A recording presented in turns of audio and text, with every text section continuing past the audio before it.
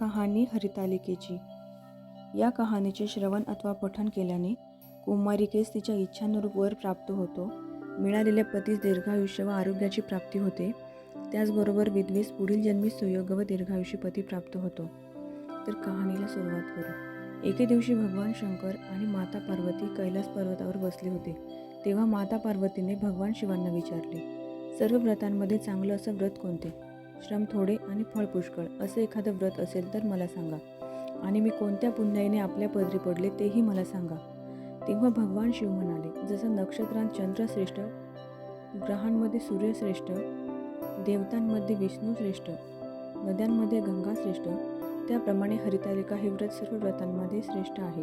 हेच व्रत तू पूर्वजन्मी हिमालय पर्वतावर केलंस आणि त्याच व्रताच्या पुण्याईने तू मला प्राप्त झालीस. हे व्रत भाद्रपद महिन्यातील पहिल्या तृतीयेला करावे. ते तू पूर्वी केलंस, ते मी तुला आज सांगतो. तू लहानपणी मी तुला प्राप्त व्हावे म्हणून कठोर तप केलेस. 64 वर्षे झाडांची पिकली पानं खाऊन थंडी, पाऊस, ऊन ही तीनही दुःख तू सहन केलीस. हे तुझे कष्ट पाहून तुझ्या पित्याला फार कष्ट झाले, तुझ्या पित्याला फार दुःख झाले आणि अशी कन्या कुणाला द्यावी अशी त्यांना चिंता पडली. तितक्यात नारद मुनी तेथे आले. हिमालयानं त्यांची पूजा केली आणि येण्याचं कारण विचारलं. तेव्हा नारद मुनी म्हणाले, आपली कन्या उपवर झाली आहे, तेव्हा आपण ती श्री विष्णूंना द्यावी.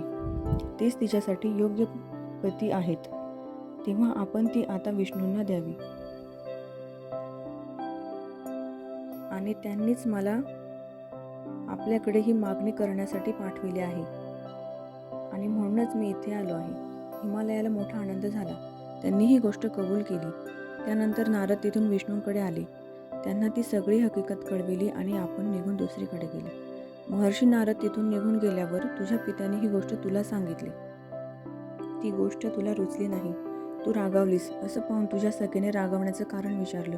तेव्हा तू सांगितलंस, महादेवा वाचून मला दुसरा पती करायचा नाही, असा माझा निश्चय आहे. असं असून माझ्या बापानं मला विष्णूला देण्याचं कबूल केलं आहे. ह्याला काय उपाय करावा? मग तुला तुझ्या सखीनं एका घोर अरण्यात नेलं. तिथं गेल्यावर एक नदी दृष्टीस पडली. जवळच एक गुहा आढळली. त्या गुहेत जाऊन तू उपास केलास.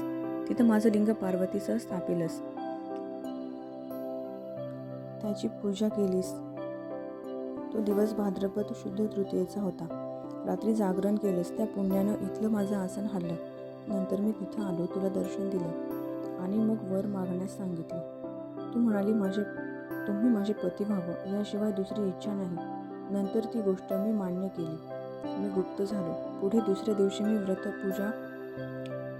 दिवशी ती व्रतपूजा विसर्जन केलीस. मैत्रिणीसह त्याचं पारणं केलंस. इतक्यात तुझे पिता तिथं आले. त्यांना तुला इकडे पळून येण्याचं कारण विचारलं. मग तू सर्व हकीकत सांगितलीस. पुढं त्यांना तुला मलाच देण्याचं वचन दिलं. तुला घरी घेऊन गेले आणि मग काही दिवसांनी चांगला मुहूर्त पाहून मला अर्पण केलीस. अशी या व्रतानं तुझी इच्छा पूर्ण झाली. याला हरितालिका व्रत असं म्हणतात. याचा विधी असा आहे, ज्या ठिकाणी हे व्रत करायचं असेल त्या ठिकाणी तोरणं बांधावं, केळीचे खांब लावून ते स्थळ सुशोभित करावं, पुढं रांगोळी घालून पार्वतीसह महादेवाचं पिंग स्थापन करावं, षोडशोपचारांनी त्यांची पूजा करावी, मनोभावी त्याची प्रार्थना करावी, नंतर ही कहाणी करावी व रात्री जागरण करावं. या व्रतानं प्राणी पापापासून मुक्त होतो, 7 जन्माचं पातक नाहीसं होतं.